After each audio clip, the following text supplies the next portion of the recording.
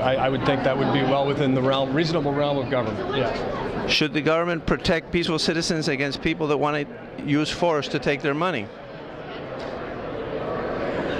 Give me a concrete example here. Any group of people that want to forcefully extract money from another group. What does that mean in this case? Well, are there actually asking? are there any people in our society who want to use force to take other people's money?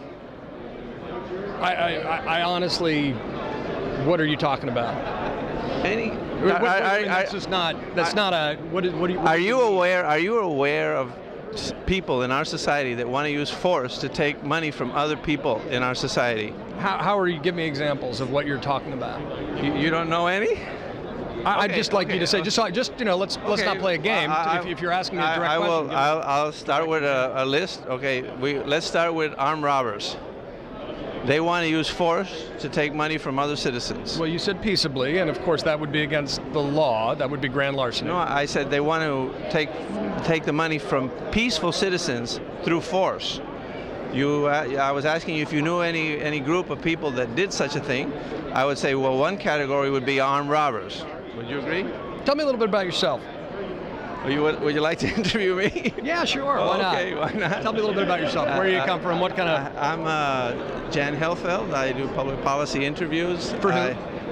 The Bottom Line, AMTV. And who pays for AMTV? Well, I can't, tell you all the financing. I mean, about is it a political channel? You work for CNN, right? I'm a CNN contributor. Yeah. Right. So, who pays for CNN? Well, who knows?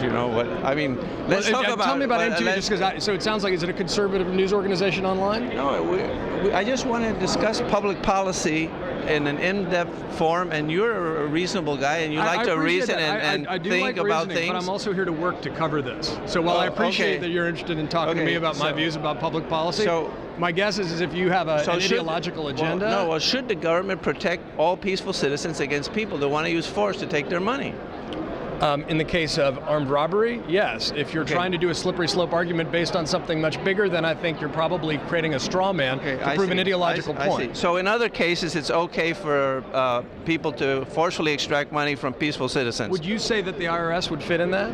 No, I would say that farmers who organize politically and they pay lobbyists to persuade the government to force American taxpayers to give them money for not farming would also be an example of that case. You recognize that policy is like decades old and has persisted under Republican presidents, including Ronald Reagan, right?